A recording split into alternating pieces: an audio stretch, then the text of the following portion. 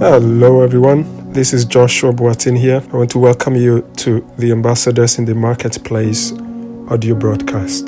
The theme for today is creativity and your calling. Creativity is a phenomenon whereby something new and somehow valuable is formed. The created item may be intangible or a physical object. We tend to associate creativity with the arts, and so the creative arts are major multi-billion-pound industries. Fine art, singing, drama, film, music, and poetry tend to be associated with creativity, which is true, but that is just half the story. I believe creativity goes way beyond performance to the realm of ideas and innovation, no matter where and how you ply your trade, your skills, or your talents. For example, science, medicine, and engineering require high levels of creativity, hence the many incredible breakthroughs of the 20th and 21st centuries, including the discovery of penicillin and some of the blockbuster antibiotics, the internet, personal computers, and miniaturized computers, in other words, your smartphone, artificial intelligence, social media outlets like Google, Facebook, Twitter. So let me share with you an example of an email which I saw from the Wellcome Trust, which provides grants for some of us scientists who do research. And they state, Wellcome exists to improve health for everyone by helping great ideas to thrive. We support scientists and researchers take on big problems, fuel imaginations, and spark debate. End of quote.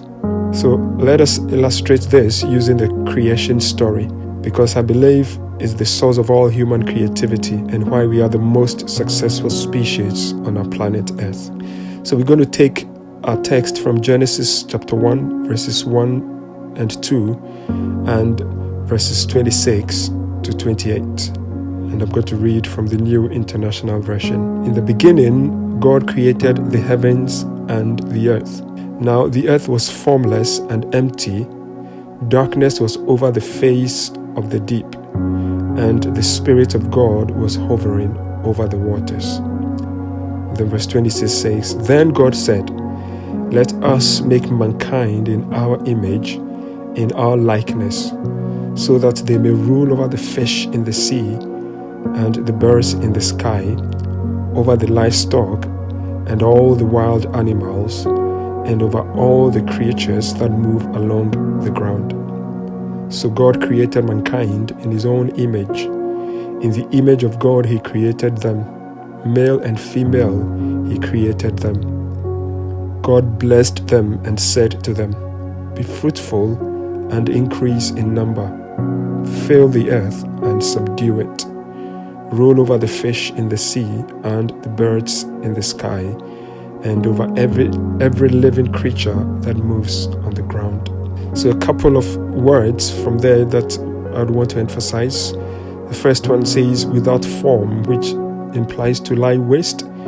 It means a desolation of the surface, a desert or a wilderness. Another word there, void, means an indistinguishable ruin, which implies emptiness. And then the third key word there in verses 1 and 2 is the word darkness.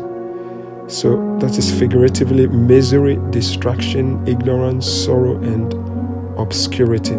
Out of this triple chaos of desolation, emptiness, and darkness, this beautiful world we see with the stars, the sun, the moon, and galaxies were created.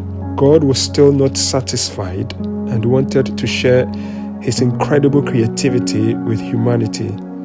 So the whole council of heaven, that is Father, Son, and Holy Spirit, agreed to make humankind in God's image, which includes our creativity. And they said, Let us make mankind in our image after our likeness.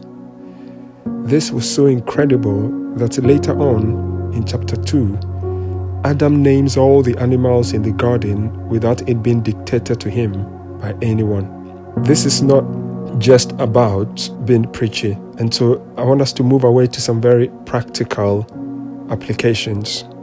And I'm going to do this in the form of 3 questions for you to consider, and myself included. Number 1, what abilities, skills, or talents have you got?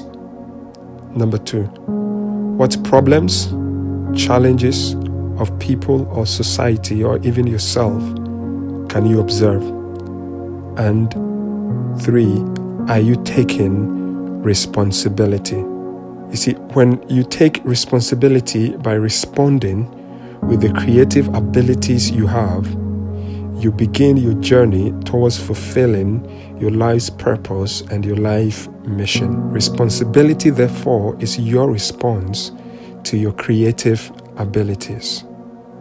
When you take such responsibility, you are walking in your calling and don't require validation from anyone to enact or put in practice your creative abilities that are inherent within you. Now, this does not mean you don't need encouragement or learn from others, but rather we stop making excuses for why we are not good at what someone else is doing. And so I'll conclude very soon, but let me just make a couple of remarks and quotes. Number 1, first remark, to be creative, we need imagination and thinking outside the box. And I want to explain that with this quote. It goes like this: imaginations will often lead us to worlds that never were, but without them, we go nowhere. If you want to stay creative, then you must dream. Number 2, beware of familiarity and complacency. Again, somebody said this: your salary is the bribe they give you to forget about your dreams. Another quote goes this way: a comfort zone is a beautiful place, but nothing ever grows there. This means you must get your hands dirty sometimes, or you must be prepared to move on to other endeavors. Thirdly, your creativity is unique. This is really important, as I've said previously, so you don't get tempted to compare with others. Another quote goes like this: a razor blade is sharp, but it cannot cut a tree. The axe is strong, but it cannot cut the human hair. What this quote implies is everyone is important according to his or her unique purpose. Therefore, never compare yourself with others. Rather, connect to gain synergy.